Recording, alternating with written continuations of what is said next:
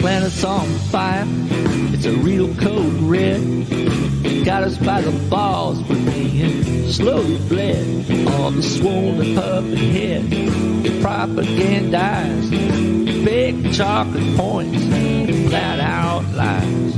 A house full of mirrors, it's a lousy reflection. Run hard left, it's a true direction. Democracy's in trouble, this news isn't bait. Everything we fought for was truly at stake. Border to border, coast to coast, it's time to cue the talent and meet our host. It's a podcast by George. All right, folks, it's showtime.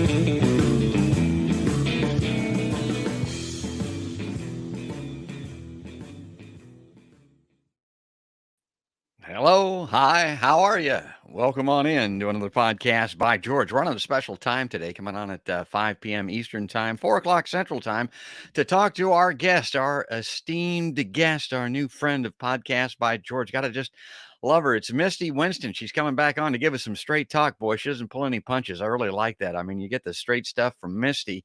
And we're going to be talking about Julian Assange, but we're going to talk about some other things, maybe Syria, maybe Tulsi Gabbard. We might work in a little something on Afghanistan, but there's some Assange news today that I want to get to. And I'm going to give her a little brief bio here, and then we'll get right to it. Our guest on the Podcast by George Liveline today, it's Misty Winston.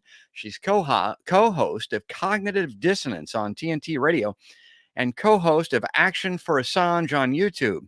Now, Misty Winston is an activist. She's a truth teller whose work has been focused on press freedom, free speech, and anti-imperialism. As I mentioned, I think this is her second time on. You're going to like this. I know that I will. Let's click the button here and see if we can get her on screen and say good afternoon to our friend Misty Winston. Hi, Misty. Hi. Hey. Yeah. Thanks for having me back. I appreciate it. Well, that's great. And I don't know if there's good news today, but there's news, and I think it's good news. I mean, this thing is moving along a little bit, and it has to do with this news conference that was held today, I think, in New York. I clipped a little article out of Newsweek to get us started here this morning. And it reads, the CIA spying on Assange illegally swept up the U.S. lawyers and journalists. This is a lawsuit. Now, it's kind of it's a different twist. It's a different angle. I know Misty was well aware of the circumstances that prompted this. CIA surveillance of WikiLeaks founder Julian Assange while he was sheltering in the Ecuadorian embassy in London included recording his conversations with American lawyers, journalists, and doctors, and copying private data from visitors' phones and other devices, violating constitutional protections, according to this lawsuit that was officially filed today. This was outrageous and inappropriate conduct by the government, said New York-based attorney Richard Roth, who filed this suit. It violated the most profound privacy rights of the plaintiffs and others who visited Assange in the embassy. So, I don't know, this is kind of dirty trickster, behind the scenes intel stuff at its worst, Misty. Explain to us how they did this, what this is all about. Okay, so and I want to first of all point out, you can tell a little bit that the rhetoric is shifting because Newsweek didn't say that he was holing up or hiding in the Ecuadorian embassy, and that's usually the way that they try to portray, his time in the embassy is that he was somehow like hiding from justice or whatever, which is nonsense. So that's an interesting rhetoric shift from an outlet like Newsweek. But this whole thing essentially centers around the UC Global case, which has been an ongoing legal battle in the High Court in Spain. And basically what that is, we have learned that CIA Director Mike Pompeo basically co-opted a Spanish security firm called UC Global, which was originally hired to provide security to the Ecuadorian embassy, the building, and also to the president of Ecuador's family, in particular his kids. And so that was their initial purpose. And then they were, once Donald Trump took office, and really only once Vault 7 was released, which embarrassed the CIA and embarrassed Mike Pompeo in particular, just because he was the current director of the CIA at the time of those releases. That set off, kind of this very vindictive fight to really go after Julian Assange. And so they co-opted the Spanish security firm called UC Global, and they essentially then their mission was to just spy on Julian Assange and gain intel and information about him, about his defense, about his visitors, about everything. And so in spying on Julian Assange, obviously, other people who were visitors of his were also spied upon, and that includes American citizens. And American citizens, obviously, we have the Fourth Amendment. We're supposed to be protected from that. And so that is where this lawsuit is coming from. It is there are 4 plaintiffs. There should be more. At any journalist, any visitor of Julian Assange's who went to visit him in the Ecuadorian embassy, you were spied on. Your electronic devices were photographed and cloned. Your paperwork were all copied. Your conversations were spied upon and then sent back to the CIA. So there should be more plaintiffs, but there are 4 currently. And so this is a very interesting turn of events. As you said, it's not, I don't know that it's necessarily good news. It is news, though. And it is, I think that the broader implications of this, I want to make it clear that Julian Assange is not a plaintiff in this case. This is not directly related to his current legal situation, but it does have implications that I think moving forward are going to really be interesting to see play out. Let me bring this back up on screen because I highlighted a thing or two in here that I thought was interesting that I wanted to have you comment on. I read that paragraph. Now, the lawsuit notes that at Pompeo's first public comments as CIA director in April 2017, he laid into Assange, calling him a narcissist, a fraud, and a coward. Okay, this is great verbiage from this guy. But the thing that I highlighted here is his first public comments. You can't overstate that enough. This is a guy, I mean, the first thing he did when he hit the deck as the newly appointed CIA director was his number one prerogative was apparently to go after WikiLeaks and Assange. Well, that's because this is just a month after the Vault 7 releases. The Vault 7 came out in March of 2017. And again, as I said, that was, for those who don't know what Vault 7 is, you need to go read Vault 7. It is the largest CIA leak in history. It reveals a lot of really nefarious surveillance methods that the CIA undertakes, whether it's using your smartphone, your smart TV, the way that they're able to manipulate your car, because all of our cars are now run off of computers. So it's a very... the stuff that's revealed in that is really, everybody needs to know what's going on there. But that is the crux of this. Is the Vault 7 releases came out in March of 2017. Mike Pompeo was none too pleased about that, and I think coming in, he felt this very arrogant need to put himself on the map in a way, and so he was going to go after Julian Assange. And I think that's essentially where this is coming from. Am I looking at this right? Those were hacking tools. I mean, by the CIA that they were using that I think they probably were very proud of and their technology. And I think the insult to the injury for them in Vault 7 was that the stuff was kind of hacked away from them. I mean, it was kind of surreptitiously slipped away from them with WikiLeaks. They couldn't even take care of their own property, their own content. Yeah. Vault 7 wasn't hacked. It was leaked. It was, leaked. It was definitely leaked. And it's very important to make those distinctions. I hate being very actually one of those, because the hacker, thing has been thrown at Julian Assange as some kind of a smear or whatever. It's necessary to kind of make clear that it wasn't hacked. It was a leak. He just published the information. But yes, you are right. There, not only were there methods of surveillance that were revealed in Vault 7, also different hacking methods. And we should probably bring up the fact that it also revealed that the CIA has the ability to hack into different systems and then leave footprints that make it look like it was somebody else, like maybe say Russia. I'm just saying. Maybe just saying. All right, great. Let me, well, our time is always limited. One of the best ways to kind of follow you and just hit some highlights here is on Twitter, of course. So I want to bring these up on screen and take a spin through these because these are top of mind. These are big deals right now. And this is one of the biggest. This is something that you're all in on, and I want to make sure that everybody's aware of it. The podcast does get seen around the country. It seems like it's a long way off. It's October 8th, but that comes up quicker than you think. And this is a big event in Washington. Misty, talk about this. Okay, so this is actually part of a global day of action. So I think it started in Australia and Canberra. They are obviously trying to get newly elected Prime Minister Anthony Albanese to actually do what he said he was going to do and fight for the Australian citizen Julian Assange. He's not doing that. He's a coward. Mhm. So they have been, and shout out to the Australia crew, all of them. They've done a fantastic job of being outside his office and of calling him and tweeting at him, and they are relentless, and and all Assange activists have been, but those in Australia have been like the front line for that fight. And they've been doing an amazing job. So I think it started with Australia. London then jumped on, and they are also doing an action on October 8th. And so obviously when I saw the two of them, I kind of sat back for a minute and I was waiting to see if somebody else was going to jump on it. Nobody else did. I'm very impatient. So I was like, okay, if nobody else is going to do this, I'll do it. So I decided to organize another event in DC, not my first rodeo. We've organized many events in DC over the past several years. So we're going to do a coordinated event, and it's growing now. So there are actions cropping up all over the place. Germany, I'm sure, will have some. Italy will have some. I know Portland's doing one. Seattle's doing one. Las Vegas is doing one. Tulsa's doing one. So there are a lot of actions cropping up all over the place. The main event in the States will definitely be the DC event. So if you are anywhere near the DC area, or you can make it to the DC area on Saturday, October 8th, we're going to do 12 to 3. It was initially going to be 12 to 2. But then I reached out to John Kiriakou, and he was like, I can't. I'm sorry. I have to do my radio show from 12 to 2. I could be there at 2:20. And I'm like, done. I'll change the time.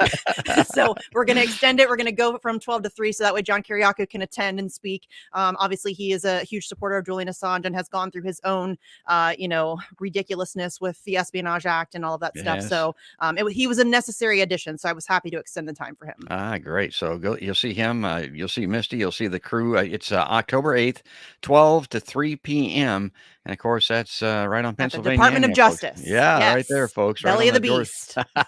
Belly of the beast. All right. Now this is ongoing. This is a feather in your cap. I wanted to bring this up because I just love this. That's my circle there. This is Respect Comrade Misty. Now this is her Twitter handle. I don't know if you saw that earlier. Now maybe you can explain that to start with, because people see that and think, oh, Ick, what the hell is that Twitter handle all about? Well, that goes all the way back to you were one of the first people to see through this hoax, this Russiagate thing, and you adopted this Twitter handle. Explain that.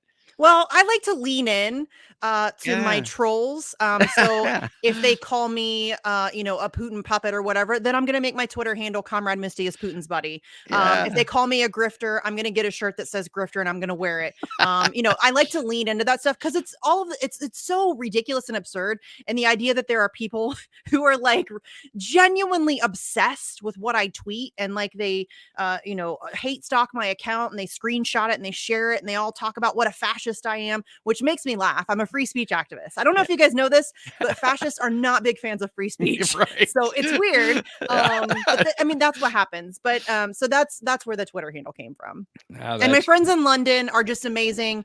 Again, I gave credit to the Australia crew. I have to give credit to the London crew. All of them. There are a couple different groups that do different actions at different times, and they are all unbelievably amazing. They are positively relentless. They're out there twice a week, usually Wednesdays and Saturdays, and at various other times when there are different things going on. And they are unbelievable. There are some people who have been doing this for way longer than I have. Emmy comes to mind. Emmy's been at the front line of the Assange fight since Jump.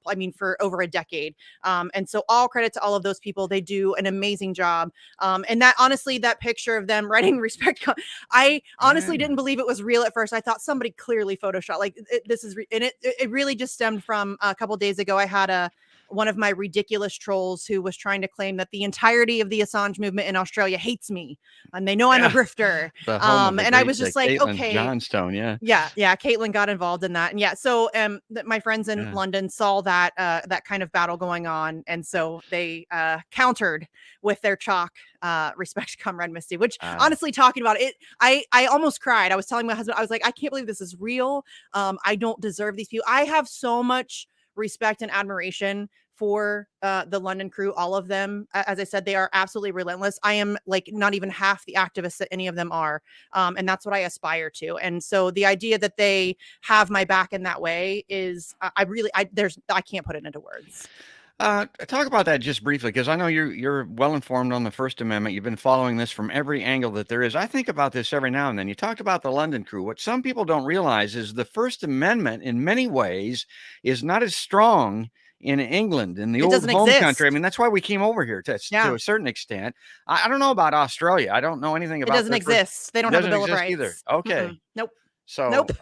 Yeah. And so, but I think that they know, despite the fact that they don't have a First Amendment, I think inherently most people understand that free speech is, it is something that we should all have, and that we should all, it is.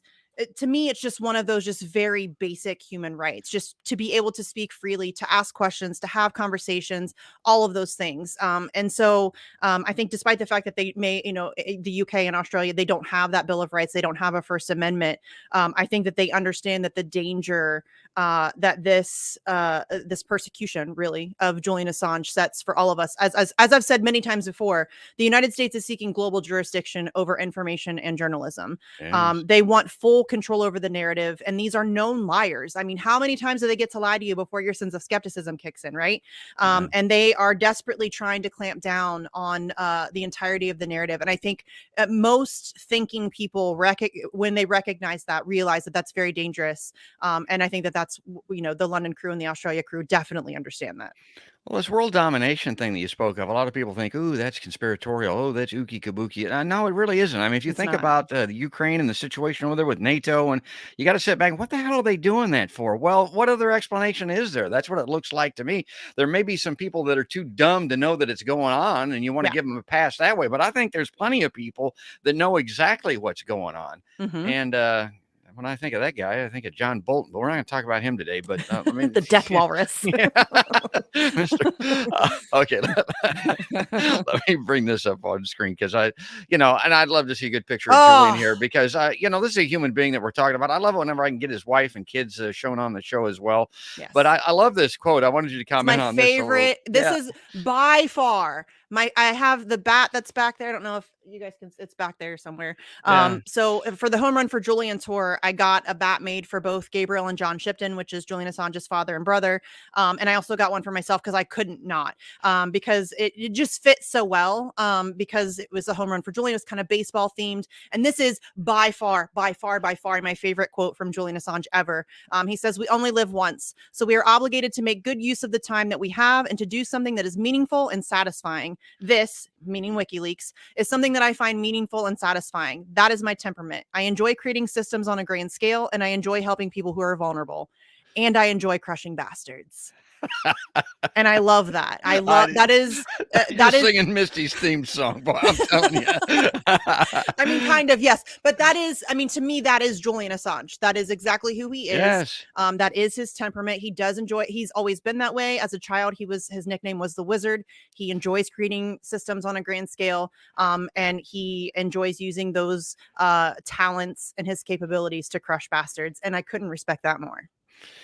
So by now people are beginning to wonder, okay, so what's up? What's next? What's happening? Well, my experience has been nothing happens very fast. And that's real bad for Julian because he's in this horrific prison, Belmarsh in London. But what is next? We had this news conference today on this lawsuit, which is an interesting angle on this. But what do you see coming up next? There's not, as you said, there's not a whole lot coming up. It is this, and I'll say it again. I've said it millions of times, but Julian Assange warned us that this was what was going to happen. In the global intelligence files, there are leaks from Stratfor, which is another security firm. And in that, they're kind of discussing back and forth the Julian Assange problem that they have and how are they going to deal with him. And one of the ways in which they discuss and how they're going to deal with him is they want to tie him up in legal stuff for 25 years, which is exactly what they're doing. And so you're right. There's it is a very much a hurry up and wait type of a situation. It's very difficult for me. I'm not very patient. So this stuff, it's like, it's painful almost to like go through it.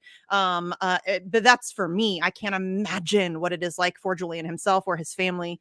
So I hate to whine about it, but it is very frustrating to deal with this situation and the just ridiculous hoops and all of the stuff that goes on. So right now there's not a whole lot going on. As we mentioned, there was the news conference today. There's the new lawsuit that will have to go through all of the, red tape and all the channels and discovery and all of that stuff. The UC Global case is ongoing in Spain. And there is some potential that we could have a final decision on the extradition request in, there's some rumors about potentially September. So he may be extradited as early as this fall. So in just a couple of months. So obviously UK Home Secretary a couple of months ago signed off on the extradition request. Obviously, that was appealed by the Assange defense team. But if that appeal, if they deny to hear that appeal, then that's it. That it is official, and he will then be able to be extradited. So it really is crunch time. I've been saying that I feel like for a long time, because it every day feels like crunch time, and it's frustrating to me that we haven't been able to get more people involved in this fight earlier. But it really, really, really is crunch time now. He is a hair's breadth away from being extradited at this point. We could have a decision as early as next month, and then he could potentially be extradited this fall. And so we really, really, really need all hands on deck. We need everybody to get involved, get loud. And that's kind of what the October event is. We're hoping to kind of get people motivated. And really, I think the biggest issue is getting people to recognize that this isn't about Julian Assange. It's about all of us. Yes. And the ability to know what the hell's going on so that we can protect ourselves. I mean, my God, this man never lied, never obfuscated, never destroyed evidence. I mean, he's just, I mean, the guy's solid gold from a journalism standpoint. I mean, yeah. Yes. Yeah. No, from a journalism standpoint, he is the GOAT. I mean, I forget, I think it was Addy Ads, who's an independent journalist. He tweeted out one of those little polls, is Julian Assange the GOAT of journalism? That's not up for debate. Yeah, he's on a whole other playing field. Like that's not me being another biased. league. Yeah. That's just objective fact. This man WikiLeaks has a 100% record of accuracy. Show me another outlet with that kind of record and I'll eat my words, but there isn't one. It doesn't exist. They've released millions of documents from governments across the globe, from corporations across the globe, and they've never gotten it wrong. It's not up for debate. He is the GOAT of journalism. Yeah, I've got these fast facts that I like to bring up on screen. This is very close to what you were talking about. Assange is a journalist with unquestionable bona fides, however you pronounce it. But the point is, this guy doesn't have like journalism awards from your local public library. I mean, the most esteemed journalism organizations, lots of them, dozens of them have awarded this man the very pinnacle of journalism worldwide. This, again, as Misty was talking about, is not in question. No.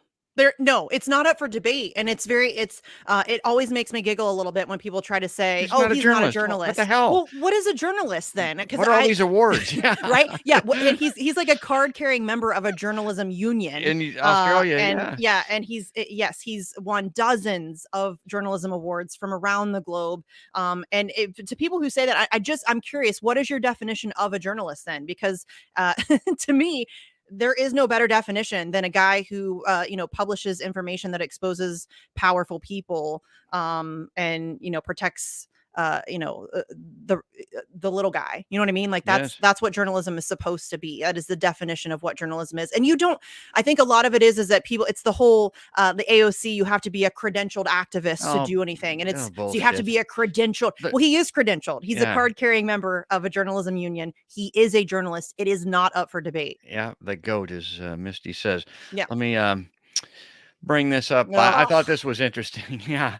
A reminder that free speech activists attempted to get 2 minutes of Rand Paul's time at the Freedom Fest to discuss this and then the Assange case. And he refused. And here's what he's talking about. And this is, I want to talk a little bit about karma, because this is coming around to what we're talking about here shortly. The Espionage Act was abused from the beginning to jail dissenters of World War II or one. I can't even read. Yeah, one. It's long past time to repeal this egregious affront to the First Amendment, says Rand Paul. Repeal the Espionage Act. Yeah, the Future of Freedom Foundation. Yeah, but it seems like they forgot that when it applied to Julian Assange and when Trump charged him 13 times, I think it was, with espionage. Yes. Donald Trump is a coward. He is a tool of the establishment. That's what's very frustrating about this whole turn of events, with him being raided and charged under or potentially charged under the Espionage Act, and maybe indicted and all that stuff, because it gives his supporters this false belief that he is challenging the establishment. He's not. I mean, he's not. If he were challenging the establishment, he would have never had Julian Assange arrested, and he would have pardoned him when he had a chance. It's very clear that he, you know what I mean? And so Rand Paul, I mean, I don't know if there's anybody in politics more frustrating on this issue than Rand Paul, because he knows better. I know he knows better. Yeah. And what's very what I'm talking about there is I went to Freedom Fest, partially for TNT, also partially to do activism for Julian Assange. And we knew Rand Paul was going to be there, and he did a book signing. So my friend Kendra, who attended for Freedom Fest with me, went, bought a book, got in line, and she asked him, because he doesn't talk about Julian Assange. So she asked him, "Why don't you talk about Julian Assange?" And he was like, "Oh, well, I do." No, he doesn't. He does not. He absolutely does not. I would know if he did, and he does not. Trust me. Or go look. Don't trust me. Go search it out. I think he tweeted about it maybe once or twice in 2016 or something stupid, and he hasn't really talked about it much since. And his dad talks about it on a regular basis, not as regular as I would like, but he does talk about it on a regular basis. So he gave her some wishy-washy answer, and she told him, "Well, hey, our booth is just right around the corner. We have this big tapestry. We're trying to get people to sign. It'd be really cool if you would come over and sign this tapestry." And he kind of blew her off. But then right across from my booth was the shared media space, so where different journalists and stuff could come and do interviews or whatever with different attendees. And so we saw some people setting up to do an interview, and then all of a sudden, through the door, in comes Rand Paul, literally right across from us. And I'm like, here's our chance. Yeah. So we waited for him to wrap up his interview. I was getting ready to go live. I was 15 minutes out from going live. And so finally he wraps up his interview, and we rush over, and we're like, "Senator Paul," I even called him sir.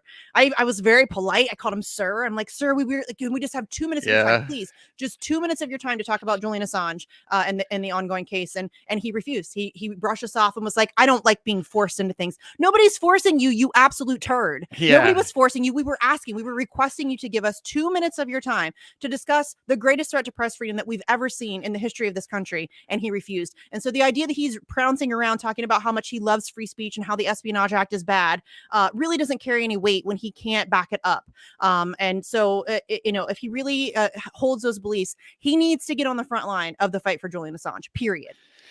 Well, I know somebody that's on the front line of the fight, and it's a friend in high places. I don't know how close a friend he is to you personally, Misty, but this guy, you were at his show. I got to get this. I want to talk about this because, I'm a big time music fan. Tell us, this was, again, something that I think you retweeted, but tell us what we're looking at here. So Roger Waters, who is an absolute badass, is on tour currently throughout the United States. And he is unbelievable. He's amazing. He has agreed to allow Assange supporters through Assange Defense. Shout out to them.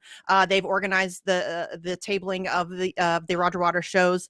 Nathan Fuller does an amazing job. The whole crew over there. And so the Assange Defense got in touch with the Roger Waters camp, and Roger Waters is allowing Assange supporters to set up an information table at all of the events. We also get tickets to the show, which is very generous and gracious of him. So I was able to go to both the the Cincinnati and the Columbus show. And it is an unbelievable show. If you have the opportunity to see this show, I'm not just saying that because I'm a Roger Waters stan, which I kind of am because he is amazing. I'm saying it because it is a genuinely awesome show. Even if you're not a Pink Floyd supporter, he touches on so many issues in the span of 2.5 hours ish. Police brutality, Palestinian rights, trans rights, reproductive rights, Julian Assange. I mean, it is a end-to-end, balls to the wall, fuck you to the establishment. And it is glorious. Well, I'm going to now this is a sample. This is, I'll show you the tweet here, but this is the video that went with it. Watch this, folks. This will bring a tear to your eye. This Roger Waters is great. He's always been this way. He's like Misty. He just doesn't talk the talk. This dude walks the walk, and he doesn't give a damn if you like it or not. So this is the beginning of his show. Watch this.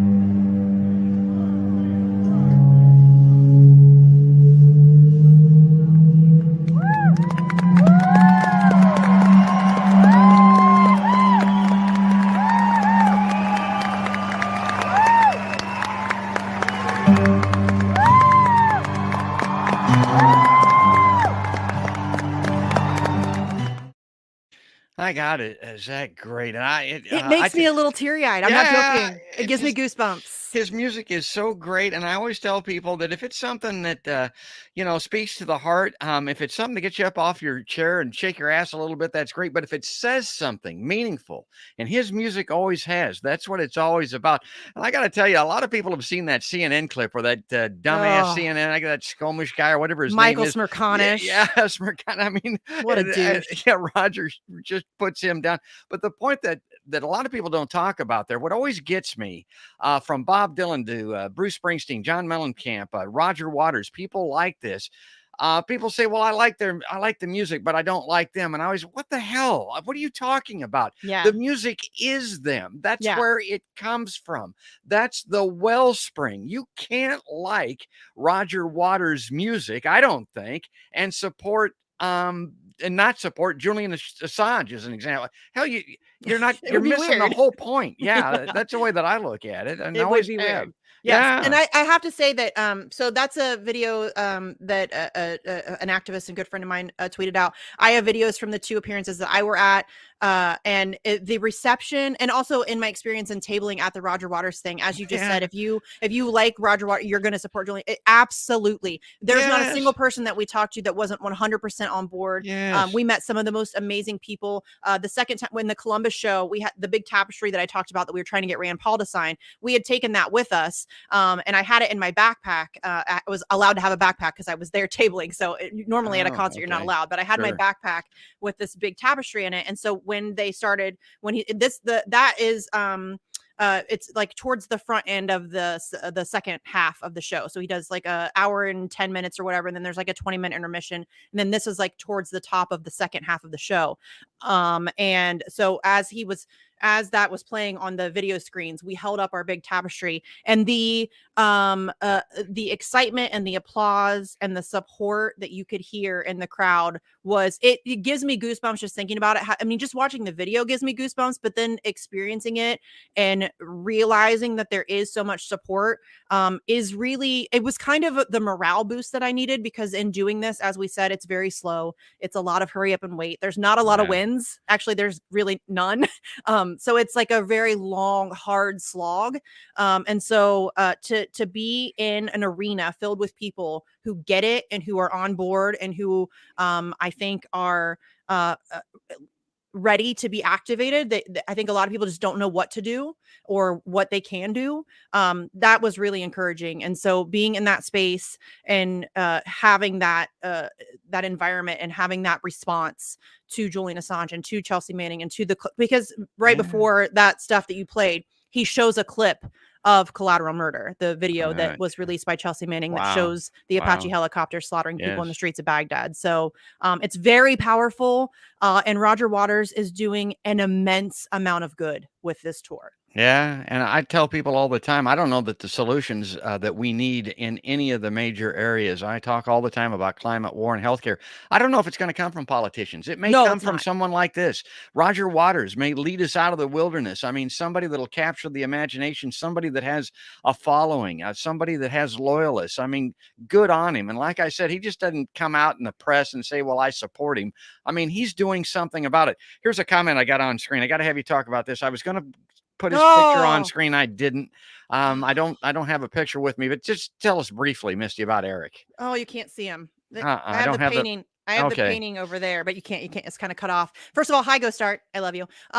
So Eric is Eric Levy, who was you guys are gonna make me cry. 94-year-old activist who passed away recently.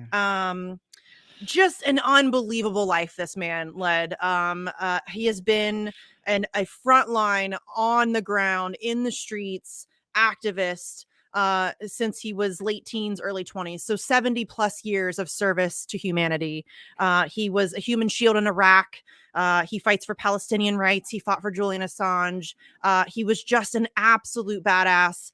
And more people need to know about Eric Levy. He is one of my favorite human beings I've ever encountered. I am privileged to have known him and to have spoken to him and to know friends of his that are able to keep his memory and his stories alive, because in 70 plus years of activism, obviously you accumulate some really powerful messages. And he definitely did that. And yeah, what would Eric do? Eric would fight. Yeah. And let's honor his memory. Let's get Assange out of Belmarsh. Yes, George, I really wish that Eric would have lived to see that happen. Yeah. I mean, at 94, obviously we were all, expecting that he was probably going to pass, soon at 94. And I never said it out loud, but I just secretly was desperately hoping that he would live to see that day. And he did not, unfortunately. But that just means that we have to double down in our fighting and make that happen in his memory. All right, let's move along before we start to weepeth here. Yeah, you're gonna make me cry. I hate crying on camera, George. Yeah, he's just great. This is somebody that I know you follow. I follow. God, I just love Caitlin Johnstone out of Australia, and she. This gets to the heart of what you talk about all the time, and it's becoming more common on my show also. Caitlin says that liberals spent the entire Trump administration shrieking about the looming threat of fascism, only to wind up cheerleading for the fucking Espionage Act. Honest to God, that's what people are doing. I mean, you can't make it up. I mean, it's bizarroville. And she has a way, she's a brilliant writer, obviously, of summing these things up. And you just commented that fascism is fine when their team does it. And by God, that's an excellent little one-sentence statement on America. Yeah, I like to punch and move on, George. I don't like to mess around. I mean, but it's accurate. I mean, the whole idea that there was this looming fascism. Fascism is here. It's been here. Chris Hedges will tell you that. Yeah. Yes, it's been here, and it's so absurd to me that people are still pretending like we're fighting fascism. No, we're not. It's here. Like if we're gonna fight it now, it's not because we're fighting it coming. It's already here. We're gonna have to fight to extinguish it. And so yes, but I can tell you that, and people who follow me and who listen to me rant on a regular basis will be able to tell you that I hate tribalism. I hate hypocrisy. And that's not to say that I'm perfect and that I am not at times hypocritical myself. I'm human. Of course I am. But the ridiculousness of liberals spending 4 years breathlessly freaking out about this so-called fascism and about election interference and about all of this stuff, for them to be doing the exact same stuff. I mean, they rigged the primary in 2016. They rigged the primary in 2020. And then for them to be breathlessly freaking out about Russia interfering with elections, and then for them to be talking about fascism and then be cheering on the Espionage Act is mind-blowing. I mean, I guess it's not really mind-blowing. It's expected, but it is endlessly infuriating and depressing and ridiculous. I mean, you're a fool. They're fools. I cannot, and this is not just for liberals. This is also for the right, those tribalistic people on the right who Trump can do no wrong. I can't relate to you. I don't know what to say to those people who, participate in the cult of personality and this tribalistic, when my team does it, it's fine. When the other team does it, it's the worst thing that's ever happened ever in the history of ever. I can't relate to those people. I don't even know what to say to those people. So yeah, the hypocrisy coming out of liberals right now is it's really something. Well, it's really something. Before we leave this, it has to do with the karma thing that I talked about with these espionage charges with the Trump supporters. And I'm going to bring this up on screen. This is somebody that I know you're aware of. I think he's been on his show also, Ron Placone. He says, I love this tweet. I had this on an earlier show. He says, Trump's a douche canoe. I think he may have coined that term. I don't know. That's great. Douche canoe. The FBI is not your friend, nor are they ever on your side. The Espionage Act is a terrible thing. All of the above is true. And no, it really isn't that complicated. And that's what Caitlin talks about all the time. I mean, people want to give people a pass because, well, it's complex. It's complex. No, it ain't. It's not. This is very simple. Yeah. It is. So is the Assange case. It's not that difficult. Well, and that's another great thing that Caitlin, and in fact, I reached out to her because when I had first started at TNT, they were allowing me to do like little 30-second things about Assange, like little, hey, this is happening. You should be concerned about it. And I I reached out to her because she's very good with words. She's a brilliant camera shy, writer. though. Yeah. No, not to get on camera.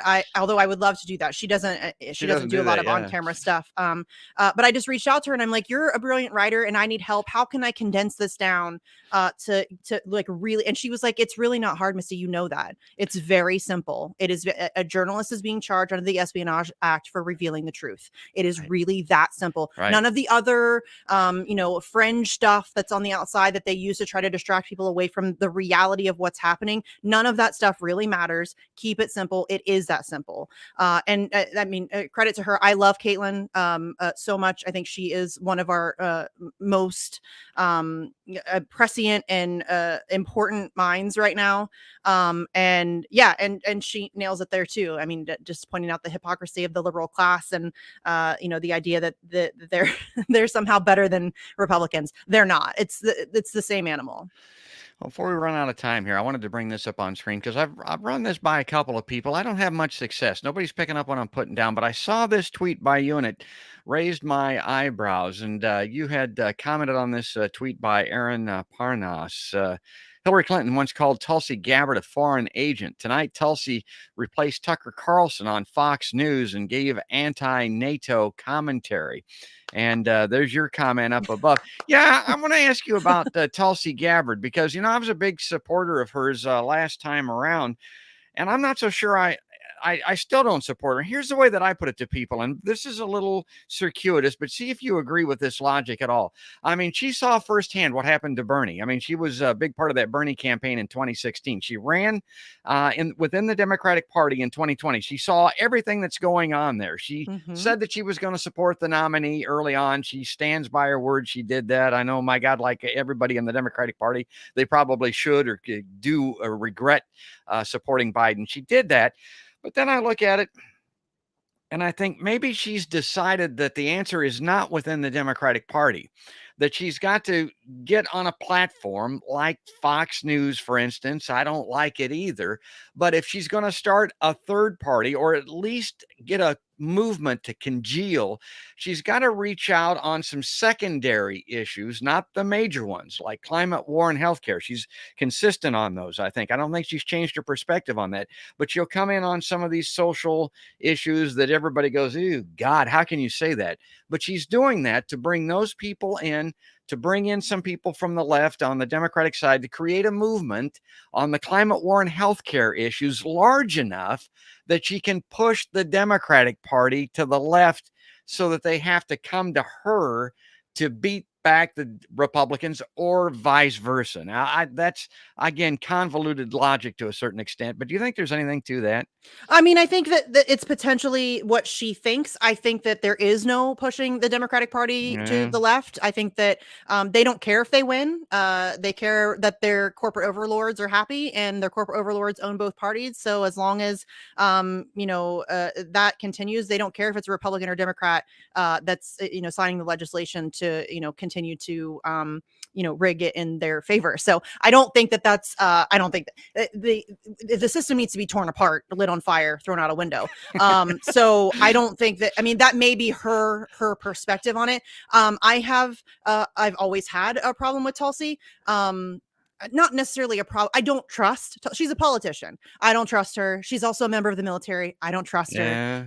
There are things that she does, and it's very funny to me because people try to pretend like I'm a big Tulsi. Like there's a whole subsect of my trolls on Twitter who are convinced that I was like a Tulsi stan. I've never supported Tulsi ever, not one time. I mean, never. I've said nice things about her when she does good things, like speak up for Julian Assange and Edward Snowden, or introduce legislation to repeat or to amend the Espionage Act, although it needs to just be repealed and thrown through a garbage chute. But yeah, I mean, like I'll praise her when I think that she's done something right. But it's very funny that people think I've ever been a supporter of hers. I don't support politicians. So yeah, she's a weird one though.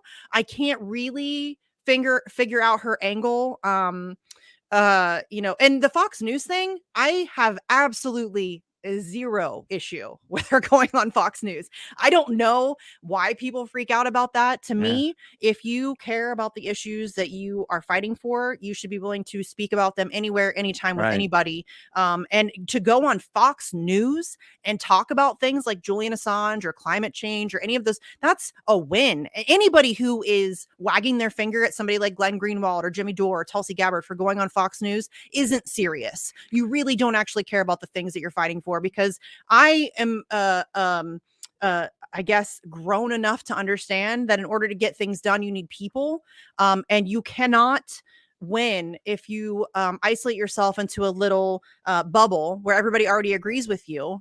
The way that you win is by convincing people that don't agree with you that your ideas are good, and that's what going on Fox News is. Now, that's not to say that I'm a fan of Fox News or that I'm a fan of Tucker Carlson, but I am 100% in support of exploiting that platform in order to further my own agenda selfishly. Do you know what I mean? Like, I want to get things done. I'm selfish. And so I'm willing to work with and talk to whoever it takes to get those things done. I have a short-term memory. I'm a big believer in short-term history anyway. The precedent is there. It works. You mentioned Tucker Carlson. You saw where he said on screen that Jimmy Dore changed his on mind. his show, changed his opinion on Assange.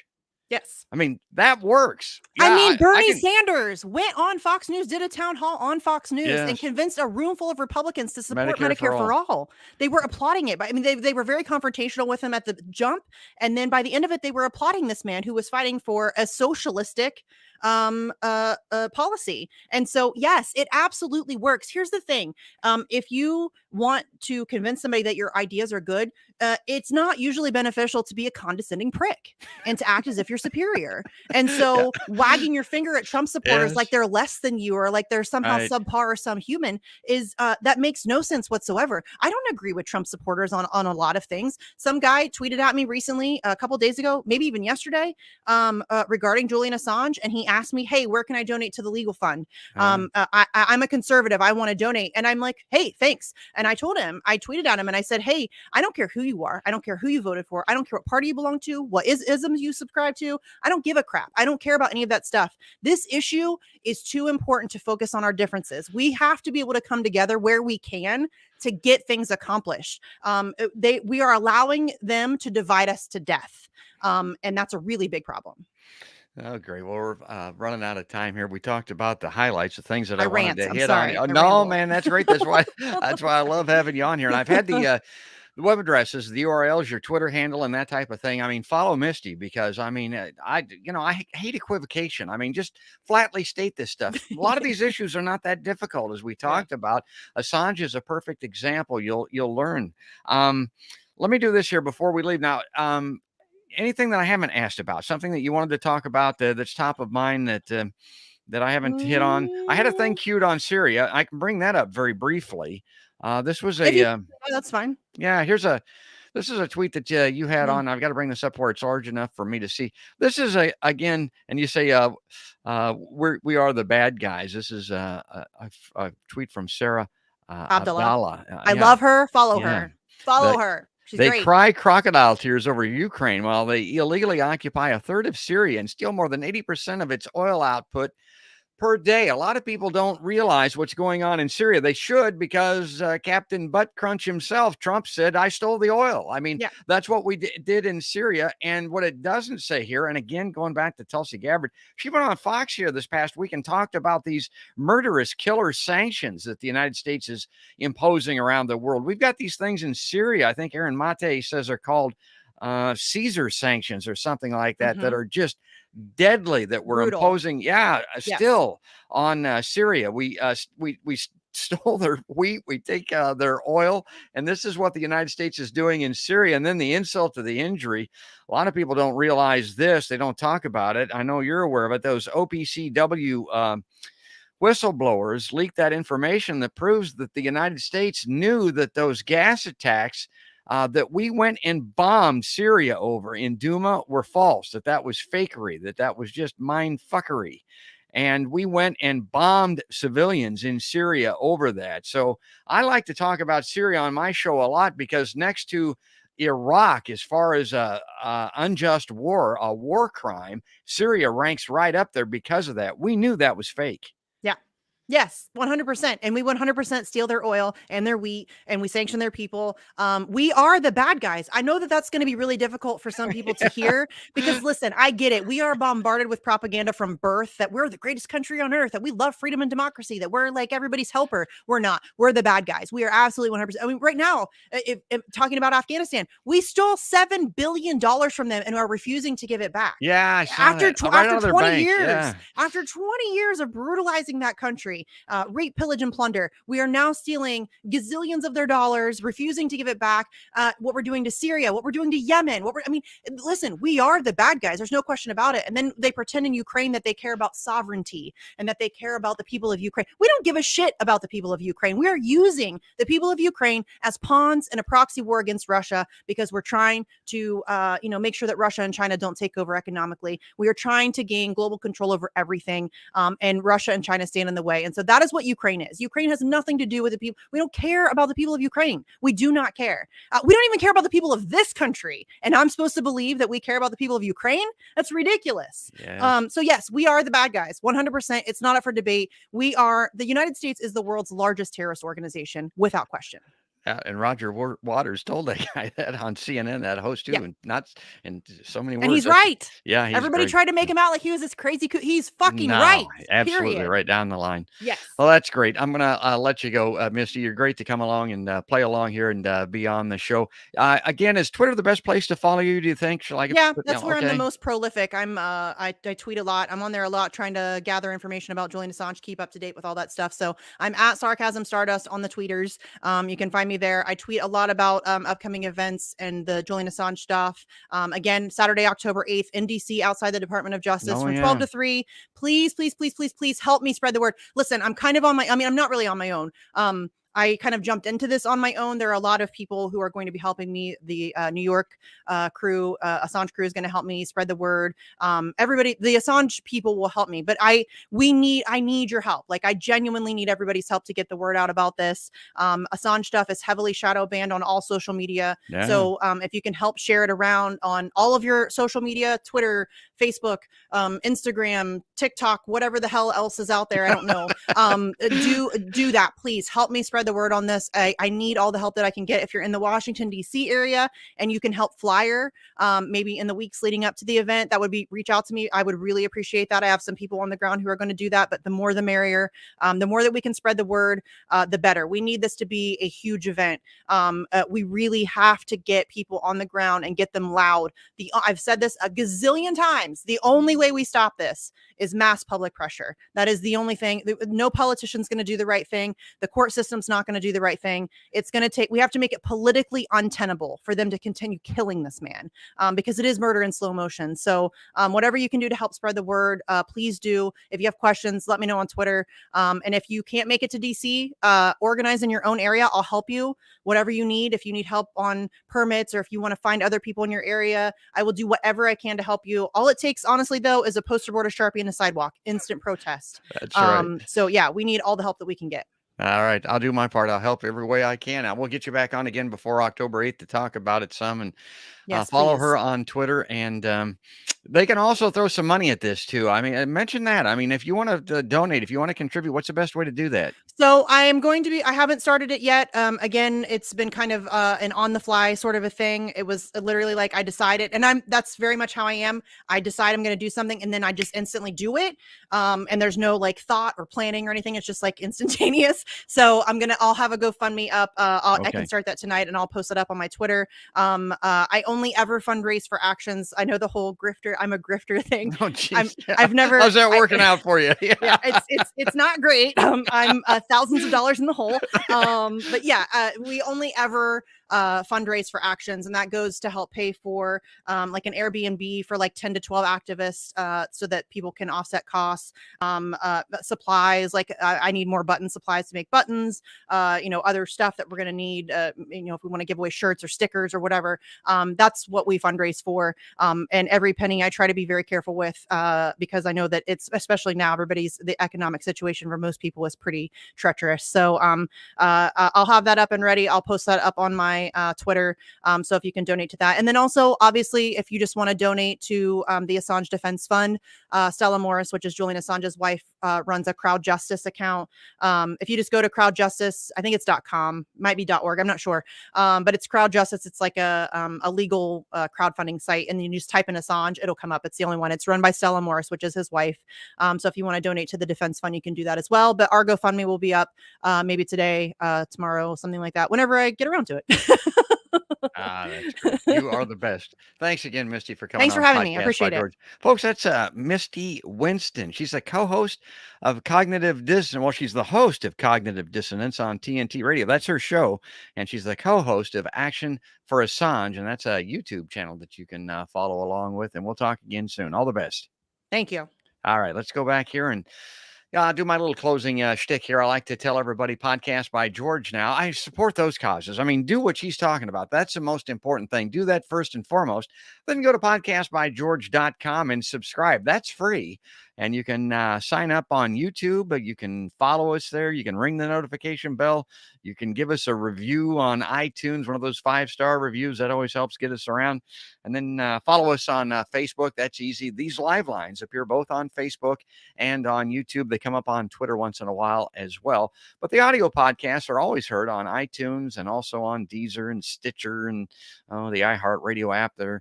Spotify is a great place to catch Podcast by George, but subscribe to us. But do what Misty is talking about first.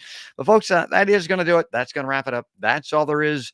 And there ain't no more. That's another podcast by George.